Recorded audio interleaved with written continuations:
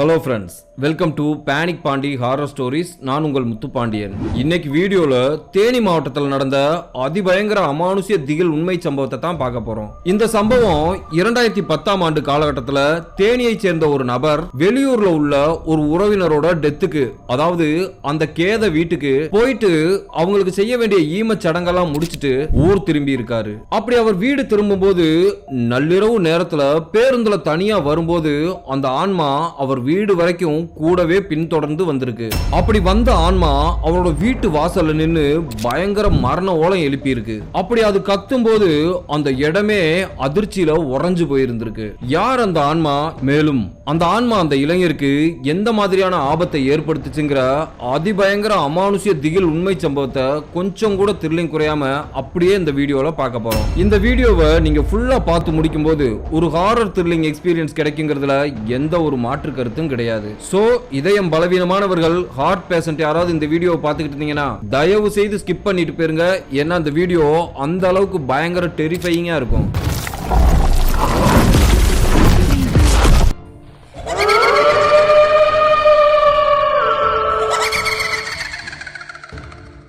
வீடியோக்குள்ள போறதுக்கு முன்னாடி உங்க டைம் 2 செகண்ட் ஸ்பெண்ட் பண்ணி இந்த வீடியோக்கு ஒரு லைக் பண்ணிட்டு ஏதாவது கருத்துக்கள் தெரிவிக்கணும்னா மறக்காம கீழே கமெண்ட் பாக்ஸ்ல கமெண்ட் பண்ணுங்க.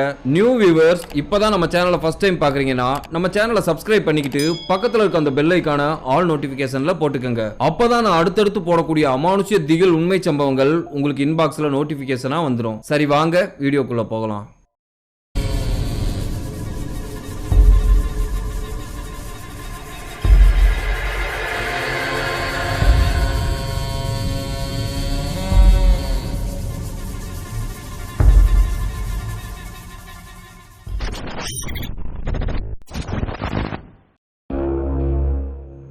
இந்த அமானுஷ்ய சம்பவம் நான் இன்ட்ரோல சொன்னது மாதிரி 2010ஆம் ஆண்டு தேனி மாவட்டத்தை சேர்ந்த கணேசன்ற நபருக்கு தான் நடந்திருக்கு. அவர் தான் இந்த சம்பவத்தை நமக்கு ஷேர் பண்ணி இருக்காரு. இந்த சம்பவம் நடக்கும்போது கணேசனுக்கு ஒரு 30 வயது இருக்குமா.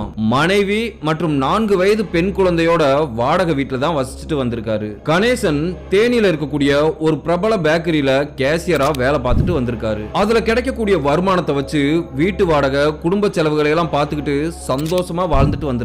இவர் வசிக்கக்கூடிய வாடகை வீட்டோட ஓனர், அதாவது ஹவுஸ் ஓனர், இவங்க வீட்டுக்கு பக்கத்து வீட்டுல தான் வசிச்சுட்டு வந்திருக்காங்க. அதாவது ஒரே மாதிரி அமைப்புல 2 வீடுகளை கட்டி ஒரு வீட்டுல அவங்களும் பக்கத்து வீட்டை வாடகைக்கும் விட்டிருந்தாங்க. அந்த வீட்டுல தான் கணேசன் அவரோட மனைவி சங்கீதா 4 வயது பெண் குழந்தையோட வாழ்ந்துட்டு வந்திருக்காரு. இந்த சம்பவம் நடக்கும்போது கணேசனோட மனைவி சங்கீதா 2வது குழந்தைக்காக 8 மாசம் கன்சீவா இருந்திருக்காங்க. அவங்க வீட்டு ஹவுஸ் ஓனரை பத்தி சொல்லணும்னா அவங்களுக்கு 45 இருந்து 50 வயதுக்குள்ள இருக்கிற கணவனை இழந்த பெண்மணி. அவங்களோட பெயர் தேவி. தேவியோட மகனும் மகளும் மேற்படிப்புக்காக வெளியூர்ல ஹாஸ்டல்ல தங்கி படிச்சுட்டு வந்திருக்காங்க. வீட்டுல இந்த தேவி மட்டும்தான் தனியா இருந்திருக்காங்க. அந்த சூழ்நிலையில தான் கணேசன் வழக்கம் போல வீட்டுல சாப்பாடெல்லாம் சாப்பிட்டு முடிச்சுட்டு காலையில பேக்கரிக்கு கிளம்பி போயிருந்திருக்காரு. அப்படி அவர் வேலைக்கு போன கொஞ்ச நேரத்திலே கணேசனோட பேக்கரிக்கு ஒரு போன் கால் ஒண்ணு வந்திருக்கு. அந்த போன் கால்ல கணேசனோட பெரியம்மா பையன் கோயம்புத்தூர்ல இருந்து போன் பண்ணி இருந்தாரு. அப்போ அவர் அந்த போன் கால்ல என்ன சொன்னார்னா, அண்ணா நம்ம அம்மா நம்மள எல்லாம் விட்டுட்டு போயிட்டாங்கன்னு சொல்லி அழுதுருக்காரு. அவர் அந்த மாதிரி சொன்னதும் கணேசனுக்கு ஒண்ணுமே புரியல. பதட்டத்துல டேய் என்னடா நடந்துச்சு, தெளிவா சொல்றான்னு கேட்டிருக்காரு. அதுக்கு அவரோட தம்பி, அண்ணா இந்த ஒரு வாரமாவே என் பொண்டாட்டிக்கும் அம்மாவுக்கும் அடிக்கடி சண்டை வந்துகிட்டே இருந்துச்சு. நானும் என்னால முடிஞ்ச வரைக்கும் 2 பேர்த்தையும் சமாதானப்படுத்தி தான் வச்சிருந்தேன். இன்னைக்கு காலையில நான் ஒரு வேலையா வெளியே போயிருந்தேன். அந்த நேரத்துல இவங்க 2 பேரும் மறுபடியும் சண்டை போட்டிருப்பாங்க போல. அம்மா ஆத்திரத்துல சமயக்கட்டுக்குள்ள போய் மண்ணெண்ணெய் எடுத்து அது மேல ஊத்திக்கிட்டு பத்த வச்சு எரிஞ்சு போயிருச்சுனேன்னு சொல்லி இருக்காரு. சீக்கிரமா கிளம்பி வானேன்னு சொல்லிட்டு அழுதுகிட்டே அந்த போன் காலை கட் பண்ணி இருந்திருக்காரு. கணேசனுக்கு அவரோட தம்பி சொன்ன விஷயத்தை கேட்டு உலகமே இருண்டது மாதிரி ஆயிருந்திருக்கு. ஏன்னா அந்த பெரியம்மா மேல கணேசன் ரொம்ப உயிரையே வச்சிருந்தாரு. அவங்க பெரியம்மாவுக்கு திருமணமாகி ரொம்ப நாளா குழந்தையே இல்லாம இருந்திருந்திருக்காங்க.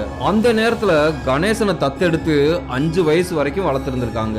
அதற்கு பிறகுதான் அவங்களுக்கு குழந்தையே பிறந்துச்சான். அவங்களுக்கு குழந்தை இறந்ததுக்கு பிறகு கணேசன் மறுபடியும் அவர் தாய் வீட்டிலே வந்து வளர்ந்திருக்காரு. கணேசனோட பெரியம்மா கணேசனை எப்ப பார்த்தாலும் நீ தாண்டா என்னோட மூத்த மையன் சொல்லி அவர் மேல ரொம்ப பிரியமா இருப்பாங்களாம். அவ்வளவு பாசமான பெரியம்மா தீக்குளிச்சு இறந்து போயிட்டாங்கன்ற அந்த விஷயத்த கணேசனால ஜீரணிக்கவே முடியல. கலங்குன கண்ணோட வேலைக்கு லீவ் சொல்லிட்டு வீட்டுக்கு வந்திருக்காரு. அவர் மனைவி கிட்ட விஷயத்த சொல்லிட்டு நான் கோயம்புத்தூருக்கு கிளம்புறேமா, நீயும் பாப்பாவும் வீட்டுல பத்திரமா இருங்க, நீ கன்சீவா இருக்கிறதுனால வீட்ல இரு, நான் போயிட்டு முடிஞ்சா நைட் வந்துருவேன், இல்லைன்னா காலையில நேரத்துல வந்துடுறேன்னு சொல்லிட்டு அவசரமா கோயம்புத்தூருக்கு கிளம்பி இருக்காரு. மதியம் 2 மணி அளவுல கோயம்புத்தூரை அடைஞ்சிடறாரு. அந்த பெரியம்மாவோட வீட்டுக்கு போனதும் அந்த வீட்டோட வாசல்ல அந்த பெரியம்மாவோட உடலை வச்சிருந்தாங்க.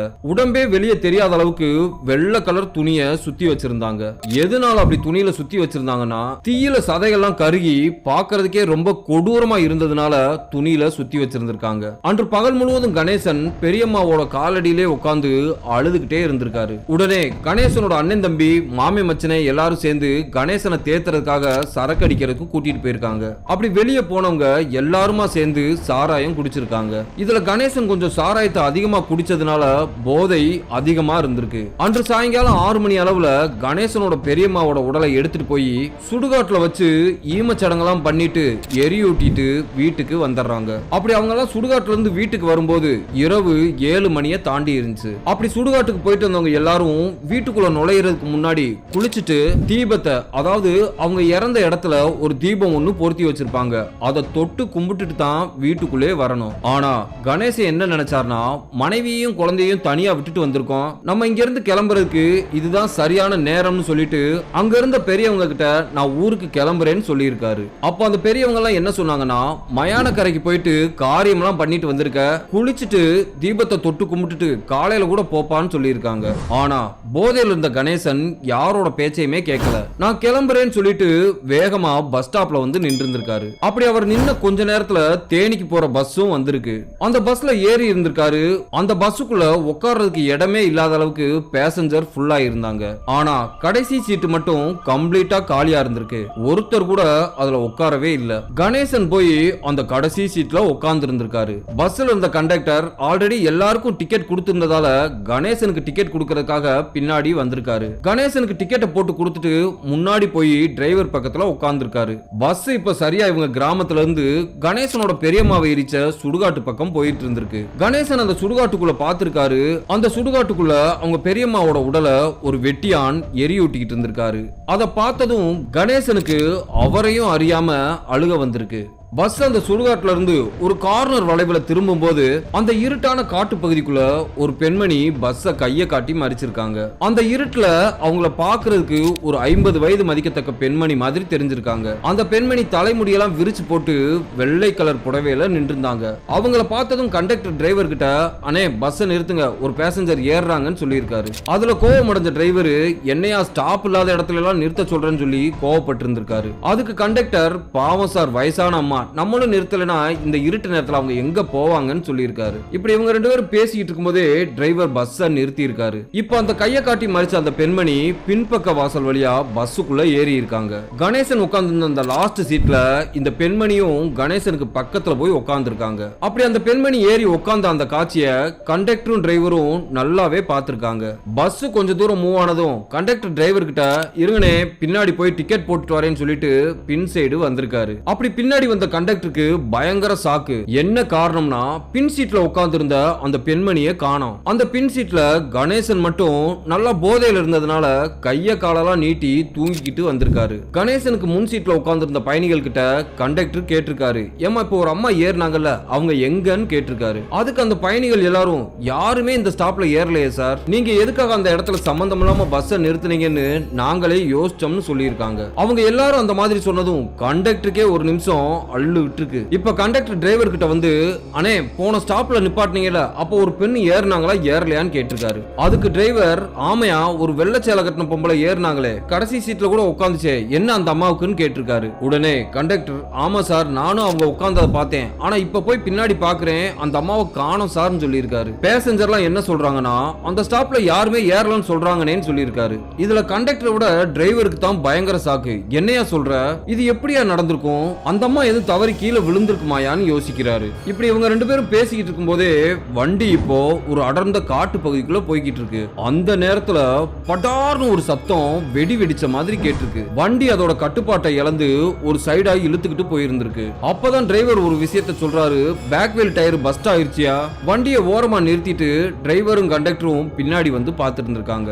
பேக் வீல் டயர் பஸ்ட் ஆயிருந்திருக்கு. நல்ல வேளையா அந்த நேரத்துல எந்த ஒரு வாகனமும் வராததால பெரிய விபத்துல இருந்து தப்பிச்சிருந்திருக்காங்க. டிரைவரும் கண்டக்டரும் ஆல்ரெடி அந்த பெண்மணி ஏறி காணாம போயிருந்தாங்கன்ற குழப்பத்துல இருக்கும்போது அந்த டயர் வெடிச்சது மேலும் மன உளைச்சலை ஏற்படுத்தி இருந்திருக்கு. டிரைவர் உடனே கண்டக்டர் கிட்ட சரியா பேசஞ்சர் எல்லாம் கீழே இறங்க சொல்லு, ஸ்டெப்னியை கீழே இறக்கி டயரை மாத்திட்டு அப்புறம் ஏத்திக்கலாம்னு சொல்லி இருக்காரு. கண்டக்டர் பஸ்ஸுக்குள்ள வந்து பேசஞ்சர் எல்லார்கிட்டையும் எல்லாரும் கொஞ்ச நேரம் கீழே இறங்க, பஸ் டயர் வெடிச்சிருச்சு, ஸ்டெப்னியை மாத்திட்டு தான் பஸ்ஸை எடுக்க முடியும்னு சொல்லி இருக்காரு. இப்போ பேசஞ்சர் எல்லாரும் கீழே இறங்கி ஒரு மரத்தடி கிட்ட போய் நின்று இருந்திருக்காங்க. டிரைவர் டயரை பார்த்திருக்காரு. டயரு நல்லா கண்டிஷனா தான் இருந்திருக்கு. இவ்வளவு கண்டிஷனான டயரு எப்படி வெடிச்சிச்சுன்னு தெரியலையான்னு கண்டக்டர் கிட்ட சொல்லி இருந்திருக்காரு. கண்டக்டர் கிட்ட சரி நீ ஸ்டெப்னியை இறக்கிக்கிட்டு நான் யூரின் போயிட்டு வரேன்னு சொல்லிட்டு அந்த ரோட்டுக்கு சைடுல இருந்த முள் புதர் பக்கம் போயிருக்காரு. அங்க உள்ள பார்த்து இருந்திருக்காரு. யாரோ ஒரு பேசஞ்சர் முன்னாடி போய் யூரின் போய்கிட்டு இருக்க மாதிரி தெரிஞ்சிருக்கு. திடீர்னு அந்த ஆளு ஐயோன்னு கத்திக்கிட்டு கீழே வந்து விழுந்திருக்காரு. டிரைவர் வேகமா அவரோட பட்டன் செல்ல இந்த டார்ச் லைட் ஆன் பண்ணிட்டு கிட்ட போய் பார்த்திருக்காரு. அங்க தரையில கணேசன் தான் விழுந்து கிடந்திருக்காரு. டிரைவர் இப்போ டார்ச் அடிச்சு பார்த்திருக்காரு. கணேசனுக்கு முன்னாடி மிக பெரிய பள்ளம் இருந்திருக்கு. எழுந்திருச்ச கணேசன் சுத்தி முத்தி பார்த்திருக்காரு. டிரைவர் அவர் பக்கத்துல போய் என்னையா என்னாச்சு, எப்படி கீழே விழுந்தன்னு கேட்டிருக்காரு. அப்போ கணேசன் என்ன சொல்றாருன்னா, அண்ணா யூரின் போறதுக்காக நான் இந்த இடத்துல வந்து நின்னேன். இருட்டுல சரியா பாதை தெரியாம இந்த பள்ளத்துல போய் காலை வச்சதும் அது ஒரு பெரிய பள்ளம்னு யோசிச்சு போச்சுரா உள்ள விழுந்துட்டோம்னு நினைக்கும் போது யாரோ பின்னாடி இருந்து விசுக்குன்னு இழுத்த மாதிரி தெரிஞ்சுச்சுனேன்னு சொல்லியிருக்காரு. கணேசன் இந்த மாதிரி சொன்னதும் டிரைவருக்கே பயங்கர ஷாக்கா இருந்திருக்கு. அதுக்கு டிரைவர் பரவாயில்ல தம்பி, ஏதோ ஒரு நல்ல சக்தி தான் உன்னை காப்பாத்தி இருக்கு, இல்லாட்டா அந்த பள்ளத்துக்குள்ள விழுந்திருந்தா என்ன ஆயிருப்ப, சரி வா வா வந்து பேசஞ்சர்களோட சேர்ந்து நில்லுன்னு சொல்லிட்டு பஸ் கிட்ட வந்திருக்காரு. கண்டக்டர் ஸ்டெப்னி டயர் எல்லாம் கீழே இறக்கிட்டு பஸ்ஸ ஜாக்கிய வச்சு ஏத்திக்கிட்டு இருந்திருக்காரு. டிரைவரும் அவருக்கு ஹெல்ப் பண்ணிக்கிட்டே அந்த காட்டுக்குள்ள யூரின் போகும்போது நடந்த சம்பவத்தை சொல்லி இருந்திருக்காரு. அப்போ கண்டக்டர் டிரைவர் கிட்ட அண்ணே ஒரு விஷயம் கவனிச்சிங்களா, அந்த பின்னாடி படுத்திருந்த அந்த ஆள் ஏறினதுக்கு பிறகுதான் இவ்வளவு விஷயம் நமக்கு நடந்திருக்கு. இப்படி இவங்க ரெண்டு பேரும் பேசிக்கிட்டே அந்த ஸ்டெப்னியை மாட்டி முடிச்சிடுறாங்க. கண்டக்டர் பேசஞ்சர்கள்ட்ட வந்து வாங்க எல்லாரும் வண்டி ரெடி ஆயிடுச்சுன்னு சொன்னதும் எல்லாரும் பஸ்ஸுக்குள்ள அவங்க சீட்ல வந்து உட்கார்ந்து இருந்திருக்காங்க. கணேசன் மட்டும் அவரோட பின் சீட்ல உட்கார்ந்து நம்மளை இழுத்தது யாருன்னு ஆழ்ந்த யோசனையோட இருந்திருக்காரு. அப்படி பஸ் கொஞ்சம் தூரம் மூவ் ஆனதும் கண்டக்டர் டிரைவர் கிட்ட அண்ணே இருங்க அந்த பையன் கிட்ட போய் நான் என்ன ஏதுன்னு பேசி பாக்குறேன்னு சொல்லிட்டு பின்னாடி வந்து கணேசன் பக்கத்துல உட்கார்ந்துருக்காரு. அப்படி உட்கார்ந்தவரு மெதுவா கணேசன் கிட்ட பேச்சு கொடுத்திருக்காரு. தேனியில எங்க தம்பி வீடுன்னு கேட்டிருக்காரு. அதுக்கு கணேசன் ஃபாரஸ்ட் ரோட்டுக்கு பின்னாடி தான் சார் எங்க வீடுன்னு சொல்லியிருக்காரு. கோயம்புத்தூருக்கு என்ன விஷயமாப்பா வந்தன்னு கேட்டதும் எங்க பெரியம்மா இறந்து போயிட்டாங்க சார், நான் கேதத்துக்கு வந்துட்டு வீட்டுக்கு போய்கிட்டு இருக்கேன்னு சொல்லியிருக்காரு. உடனே கண்டக்டர் கணேசன் கிட்ட தம்பி நீ ஏறின ஸ்டாப்ல இருந்து ஒரு சுடுகாட்டை நம்ம கிராஸ் பண்ணும்போது அந்த சுடுகாட்டுல ஒரு பணம் ஒண்ணு எரிஞ்சுக்கிட்டு இருந்துச்சுல, அதுதான் உங்க பெரியம்மாவான்னு கேட்டிருக்காரு. அதுக்கு கணேசன் ஆமா சார் அதுதான் எங்க பெரியம்மான்னு சொல்லியிருக்காரு. அந்த ஏரியால யார் உங்க பெரியம்மா, கண்டிப்பா எனக்கு தெரிஞ்சவங்களா தான் இருப்பாங்க, அடையாளம் சொல்லுன்னு கேட்டிருக்காரு. ஆள் பாக்குறதுக்கு எப்படி இருப்பாங்கன்னு சொல்லு, எனக்கு அடையாளம் தெரியுதான்னு பாப்போம்னு கேட்டிருக்காரு. அதுக்கு கணேசன் சார் அவங்களுக்கு ஒரு 50 வயது இருக்கும், நடுத்தர உயரம், சுருட்ட முடி, கொஞ்சம் கருப்பா தான் இருப்பாங்கன்னு சொன்னதும் கண்டக்டருக்கு தூக்கி வாரி போட்டிருந்திருக்கு. அப்போ கண்டக்டர் கணேசன் கிட்ட என்ன சொல்றாருன்னா தம்பி சொல்றேனேன்னு தப்பா நினைச்சுக்காதீங்க, உங்க பெரியம்மாவோட ஆன்மா உங்க கூட தான் வருதுன்னு நினைக்கிறேன்னு சொல்லியிருக்காரு. எதுக்கும் ஜாக்கிரதையா இருங்கன்னு சொல்லிட்டு பயத்தோட வேகமா டிரைவர் சீட்டு பக்கத்துல போய் உட்காந்துக்கிறாரு. அந்த கண்டக்டர் டிரைவர் கிட்ட போனதும் அண்ணே நம்ம நினைச்சது சரியா போச்சு, அந்த பையன் கேதத்துக்கு தான் போயிட்டு வந்துகிட்டு இருக்கான், இறந்து போனது அந்த பையனோட பெரியம்மாவான், அவன் சொல்ற அடையாளத்தெல்லாம் வச்சு பார்க்கும்போது அந்த சுடுகாட்டு பெண்ட்ல ஒரு பெண்மணி ஏறினாங்கல்ல அதே போலத்தான் சார் இருக்குன்னு சொல்லியிருக்காரு. கண்டக்டர் இந்த மாதிரி சொன்னதும் டிரைவருக்கே ஒரு நிமிஷம் புல்லரிச்சிருந்திருக்கு. அவர் காலுக்கு கீழே இருந்த லஞ்ச் பேக்ல இருந்த விபூதியை எடுத்து பூசிக்கிட்டு டேஷ்போர்ட்லயும் ஸ்டேரிங்லயும் கொஞ்சம் போட்டுட்டு கண்டக்டர் கிட்ட விபூதியை நீட்டி இருக்காரு. இப்ப கண்டக்டரும் விபூதியை எடுத்து பூசிக்கிறாரு. அதற்கு பிறகு எந்த ஒரு பிரச்சனையும் இல்லாம இரவு 12:30 மணி அளவுல தேனி பஸ் ஸ்டாண்ட வந்து அடைஞ்சிருக்காங்க. கணேசன் பஸ்ல இருந்து கீழே இறங்கி இருக்காரு. அவருக்கு உடல் முழுவதும் பயங்கரமான வலி ஏற்பட்டிருந்திருக்கு. அதாவது அவர் மேல யாரோ ஏறி உட்கார்ந்து இருக்க மாதிரி ஒரு உணர்வு ஏற்பட்டிருந்திருக்கு. அவர் பஸ் ஸ்டாண்ட்ல இறங்கி நேரா 2 வீலர் ஸ்டாண்டுக்குள்ள போய் அவரோட டிவிஎஸ் 50 பைக்கை எடுத்துக்கிட்டு வீட்டை நோக்கி வந்திருக்காரு. அப்படி அவர் வர்ற வழியில நாய்கள் எல்லாம் குறைச்சுக்கிட்டே பின்னாடியே விரட்டிட்டு வந்திருக்கு. அவர் வீட்டோட காம்பவுண்ட் கேட்டுக்கு முன்னாடி நின்னு காலிங் பெல்ல அடிச்சதும் அவரோட மனைவி வந்து கேட்டை திறந்து விட்டுருக்காங்க. கணேசன் உள்ள நுழைஞ்சதும் அவரோட மனைவி, என்னங்க ட்ரெஸ் எல்லாம் ஓரமா கலட்டிட்டு பாத்ரூம்ல தண்ணி வச்சிருக்கேன், போய் குளிச்சுட்டு வந்துருங்கன்னு சொல்லியிருக்காங்க. கணேசனும் அந்த உடைகளை எல்லாம் கலட்டி கொடியில போட்டுட்டு பாத்ரூம்ல போய் குளிச்சுட்டு வீட்டுக்குள்ள போயிருக்காரு. அந்த நேரத்துல அவர் மனைவி அவருக்கு தோசை சுட்டு கொடுத்திருந்திருக்காங்க. அவர் உட்கார்ந்து சாப்பிட்டுக்கிட்டு இருக்கும்போது அவரோட 4 வயசு குழந்தை அந்த நேரத்துல முழிச்சிருந்திருக்காங்க. அந்த வீட்டு ஹால்ல இருந்த ஒரு மூளையை பார்த்து பேய் பேய்னு கத்தி இருந்திருக்கு. தன்னோட குழந்தை இந்த மாதிரி கத்துறத கேட்ட சங்கீதா சமயக்கட்டுக்குள்ள தோசை சுட்டுக்கிட்டு இருக்கிறத போட்டுட்டு வேகமா ஹாலுக்கு வந்திருக்காங்க. அந்த குழந்தைய தூக்கிக்கிட்டு அப்பா தாண்டா செல்ல வந்திருக்காங்க, பயப்படாதன்னு சொல்லி தேத்தி இருக்காங்க. ஆனாலும் அந்த குழந்தை ஒரு மூளையை கைய காமிச்சு அங்க பேய் இருக்கு பேய் இருக்குன்னு சொன்னதையே சொல்லிக்கிட்டு இருந்திருக்கு.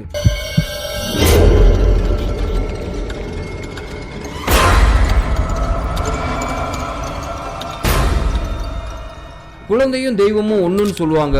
அந்த ஆன்மா குழந்தையோட கண்ணுக்கு தெரிஞ்சிருக்கு. உடனே கணேசன் குழந்தை எதையோ பார்த்து பயந்துருச்சு போல விபூதியை போட்டு தூங்க வைன்னு சொல்லியிருக்காரு. சங்கீதா குழந்தைய பூஜை அறைக்குள்ள தூக்கிட்டு போய் விபூதியெல்லாம் பூசி விட்டுட்டு குழந்தை காமிச்ச அந்த மூலையில, அதாவது கதவுக்கு பக்கத்துலயும் விபூதியை போட்டிருக்காங்க. இப்போ அந்த ஆன்மா கதவு கேப்ல பேப்பர் மாதிரி வெளியே போயிருந்திருக்கு. ஆனா அது வெளியே போனது கணேசனுக்கும் சங்கீதா கண்ணுக்கும் தெரியல, அந்த குழந்தையோட கண்ணுக்கு மட்டும்தான் தெரிஞ்சிருக்கு. அதை பார்த்து அந்த குழந்தை, அம்மா இந்த அது வெளியே போயிருச்சுமான்னு சொல்லியிருக்கு. குழந்தை இந்த மாதிரி சொன்னது சங்கீதாவுக்கும் கணேசனுக்கும் ஒண்ணுமே புரியல. எதையோ பார்த்து பயந்துருப்பா போல. சரி தூங்குவோம் அப்படின்னு சொல்லிட்டு இப்போ கணேசன் லைட் எல்லாம் ஆஃப் பண்ணிட்டு இவங்க 3 பேரும் போய் தூங்க ஆரம்பிச்சிருக்காங்க. நள்ளிரவு 2 மணி இருக்கும். தெருவுல இருக்க நாய்கள்லாம் பயங்கரமா குறைச்சிருக்கு. அந்த நாய்களோட குறைப்பு சத்தத்துக்கு நடுவுல ஒரு பெண்ணோட மரண ஓலம் கேட்டு இருந்திருக்கு. இந்த சத்தத்தை கேட்டு கணேசனோட ஹவுஸ் ஓனர் தேவி முழிச்சிடுறாங்க. சரி ரெஸ்ட் ரூம் போயிட்டு வந்து படுக்கலாம்னு சொல்லிட்டு கதவை திறந்திருக்காங்க. வெளியில வந்து பார்த்தவங்களுக்கு பேரதிர்ச்சி காத்திருந்துச்சு. அப்படி அங்க அவங்க என்ன பார்த்தாங்கன்னா, காம்பவுண்ட் கேட் வாசல்ல ஒரு பெண் தலைமுடியெல்லாம் விரிச்சு போட்டு விகாரமான தோற்றத்துல நிக்கிறது தெரிஞ்சிருக்கு. அதை பார்த்து பயந்து போன ஹவுஸ் ஓனரமா மெதுவா கிட்ட வந்து, ஏய் யார்மா நீ, எதுக்காக இங்க வந்து நிக்கிறன்னு கேட்டிருக்காங்க. அதுக்கு அந்த ஆன்மா கரகரப்பான குரல்ல, என்னோட மகன் வீட்டுக்குள்ள இருக்கான், அவனை வெளியே வர சொல்லுங்க, நான் பார்க்கணும்னு சொல்லியிருக்கு. ஆரம்பத்துல இந்த ஹவுஸ் ஓனரமா என்ன நினைச்சாங்கன்னா, யாரோ மனநலம் பாதிக்கப்பட்ட பெண் தான் வந்து நிக்கிறாங்களோன்னு நினைச்சாங்க. இப்போ லைட்டை போட்டு பார்த்ததுக்கு அப்புறம் தான் தெரிஞ்சிருக்கு அது ஒரு மனுஷியே கிடையாது, அது ஒரு பேயின்னு. நார்மலா ஒரு மனுஷங்க கேட்டு கிட்ட வந்து நின்னா 5 அடி இருக்கலாம், இல்ல 6 அடி இருக்கலாம். ஆனா அந்த பெண்மணி தரையில இருந்து ஒரு 2 அடி உயரத்துக்கு, அதாவது 7 அடியில கருப்பா முகம்லாம் தீயில வெந்தது மாதிரி பற்கள் எல்லாம் வெளியே நீட்டி பாக்குறதுக்கே விகாரமா தெரிஞ்சிருக்காங்க. அவங்களுக்கு பின்னாடியே ஒரு 5-6 பேய்கள் நிக்கிறதும் தெரிஞ்சிருக்கு. அந்த ஆன்மாக்களும் கூட சேர்ந்துக்கிட்டு கூப்பிடுங்க, அவரை கூப்பிடுங்கன்னு கத்தி இருக்குங்க. பொதுவாவே ஒரு ஏரியாக்குள்ள ஒரு ஆன்மா புதுசா நுழையுதுன்னா அந்த ஏரியால இருக்க பழைய ஆன்மாக்கள்லாம் அது கூட சேர்ந்துக்கிட்டு உனக்கு என்ன உதவி வேணும் நாங்க பண்றோம் சொல்லி கூடவே வருமா. அப்படித்தான் இந்த ஆன்மா கூட அந்த ஆன்மாக்கள்லாம் வந்திருக்கு. இந்த ஹவுஸ் ஓனர் அம்மா தேவி வெள்ளி செவ்வாயில நாகம்மா கோயில்ல போய் சாமி இறங்கி குறி சொல்லுவாங்க. அவங்க உடம்புல நாகம்மா சாமி இறங்குமா. அதனால அவங்க கண்ணுக்கு துஷ்ட ஆன்மாக்கள் அத்தனையும் தெரிஞ்சிருக்கு. அதை பார்த்து அந்த அம்மா உடனே உடம்ப சிடுக்குன்னு சிலுத்துக்கிட்டு அந்த ஆன்மா கிட்ட, நீ இங்கே நில்லுன்னு சொல்லிட்டு வேகமா பூஜை அறைக்குள்ள போய் ஒரு சொம்பு நிறைய தண்ணி பிடிச்சு அந்த தண்ணியில மஞ்சத்தூள் வேப்பலையும் கலந்து நாகம்மா கோயிலோட புத்து மண்ணு இத 3ஐயும் ஒன்னா கலந்து வேப்பலையை அதுல முக்கி வீட்டுக்குள்ள தெளிச்சிட்டு வேகமா வெளியே வந்திருக்காங்க. வெளியே வந்து காம்பவுண்ட் கேட்டுக்கிட்ட நின்றிருந்த அந்த ஆன்மா மேல தெளிச்சிருக்காங்க. அந்த தீர்த்தம் அந்த ஆன்மாக்கள் மேல பட்டதும் அலறி கத்திக்கிட்டு திசைக்கு ஒன்னா பிச்சுக்கிட்டு ஓடி இருக்கு. அதற்கு பிறகு வீட்டுக்குள்ள போன ஹவுஸ் ஓனரமா நெல்லு குத்த பயன்படுத்தக்கூடிய உலக்கை, செருப்பு, விளக்கமாறு இதுகளெல்லாம் எடுத்துட்டு வந்து காம்பவுண்ட் கேட்டுக்கு முன்னாடி போட்டு இருந்திருக்காங்க. இப்போ இவங்க வீட்டுக்குள்ள போய் நிம்மதியா படுத்திருக்காங்க. அதிகாலை 6 மணிக்கு கணேசனோட மனைவி சங்கீதா வாச தெளிச்சு கோலம் போடுறதுக்காக வெளியில வந்திருக்காங்க. வெளியே வந்தவங்க வாசல்ல விளக்கமாறு, உலக்க, செருப்பு இதெல்லாம் கிடக்கிறத பார்த்துட்டு வேகமா ஹவுஸ் ஓனரமா தேவி வீட்டு கதவை தட்டி இருக்காங்க. அந்த ஹவுஸ் ஓனரமா வெளியே வந்ததும் சங்கீதா கிட்ட, நேத்து உன் கணவர் நைட்டு எங்க போயிட்டு வந்தாருன்னு கேட்டிருக்காங்க. அதுக்கு சங்கீதா அவரோட பெரியம்மா இறந்து போயிட்டாங்க, அந்த கேத வீட்டுக்கு தான் போயிட்டு வந்தாருன்னு சொல்லியிருக்காங்க. அதுக்கு ஹவுஸ் ஓனரமா, நேத்து உன் வீட்டுக்காரரு கேதத்துக்கு போட்டு போன போன துணியை என்ன பண்ணுனன்னு கேட்டிருக்காங்க. அவர் குளிச்சுட்டு தான் வீட்டுக்குள்ள போனாரான்னு கேட்டிருக்காங்க. அதுக்கு சங்கீதா, அக்கா அவர் குளிச்சுட்டு தான்க்கா வீட்டுக்குள்ள போனாரு, ஆனா துணியத்தான் காலையில துவைச்சுக்கலாம்னு சொல்லிட்டு கொடியில நான் தான் போட சொன்னேன்னு சொல்லியிருக்காங்க. சங்கீதா இந்த மாதிரி சொன்னதும் ஹவுஸ் ஓனர் அம்மாக்கு பயங்கர கோபம். ஏமா, தண்ணியிலயாவது துணியை முக்கிய அலசி போட்டு போயிருக்கலாம்ல, நீ இந்த மாதிரி செஞ்சனால உன் கணவரோட பெரியம்மாவோட ஆன்மா நைட்டு பூரா வாசல்ல நின்னு உன் கணவரை கூப்பிட சொல்லி கதறிக்கிட்டு இருந்துச்சுன்னு சொல்லியிருக்காங்க. அதுக்கு பிறகு நான் மஞ்சள் தண்ணியை தெளிச்சதுக்கு அப்புறம் தான் அது இங்க இருந்தே போச்சுன்னு சொல்லியிருக்காங்க. ஹவுஸ் ஓனர் இந்த மாதிரி சொன்னதும் சங்கீதாவுக்கு தூக்கி வாரி போட்டிருந்திருக்கு. ஆமாக்கா, நைட்டு பாப்பா கூட எதையோ உன்னை பார்த்து பேய் பேய்னு கத்துச்சு, அப்புறமா நான் விபூதி போட்டு படுக்க வச்சதுக்கு அப்புறம் தான் நிம்மதியா தூங்கலான்னு சொல்லியிருக்காங்க. உடனே ஹவுஸ் ஓனர்மா, இனிமே கேத வீட்டுக்கு போயிட்டு வந்தா துணிமணியெல்லாம் நனைச்சிட்டு குளிச்சுட்டு வீட்டுக்குள்ள போய் பழகுங்கன்னு சொல்லியிருக்காங்க. சரிங்கக்கான்னு சொல்லிட்டு சங்கீதா இப்ப வீட்டுக்குள்ள வந்து கணேசனை எழுப்பி இருக்காங்க. கணேசன் கிட்ட நைட்டு நடந்த விஷயங்கள் அத்தனையும் சொல்லி இருந்திருக்காங்க. சங்கீதா சொன்ன விஷயத்தை கேட்டதும் கணேசனுக்கு அப்பதான் ஒரு விஷயமே புரிஞ்சிருக்கு. நேத்து நைட்டு கண்டக்டர் இதே தான் சொன்னாரு. நைட்டு நம்ம பள்ளத்துல விழுக போறப்பையும் நம்மளை காப்பாத்தினது நம்ம பெரியம்மா தான். கணேசனுக்கு இப்பதான் ஒரு விஷயம் நல்லா புரிஞ்சிருக்கு. நேத்து நைட்டு ஃபுல்லா அவரோட பெரியம்மாவோட ஆன்மா அவர் கூட தான் வந்திருக்குன்னு. இப்போ கணேசன் வேகமா எழுந்து போய் பெட்டிக்குள்ள அந்த பெரியம்மாவோட போட்டோவை எடுத்து வச்சு கண் கலங்கி இருந்திருக்காரு. அம்மா, நீங்க இறந்து போனாலும் தெய்வமா என் கூட இருந்து எனக்கு நல்ல வழி காட்டுங்க, உங்களோட ஆன்மா சாந்தி அடையட்டும் சொல்லி மனதார வேண்டி அழுது இருந்திருக்காரு. இந்த வீடியோ உண்மையிலே உங்களுக்கு ரொம்ப பிடிச்சிருக்குன்னு நினைக்கிறேன். அப்படி உண்மையிலே பிடிச்சிருந்துச்சுன்னா அந்த வீடியோக்கு ஒரு லைக் பண்ணுங்க. ஏதாவது கருத்துக்கள் தெரிவிக்கணும்னா மறக்காம கீழே கமெண்ட் பாக்ஸ்ல கமெண்ட் பண்ணுங்க. அடுத்து உங்களை நான் இதே மாதிரி ஒரு அமானுஷ்ய திகில் சம்பவத்தோட வந்து சந்திக்கிறேன். பாய்.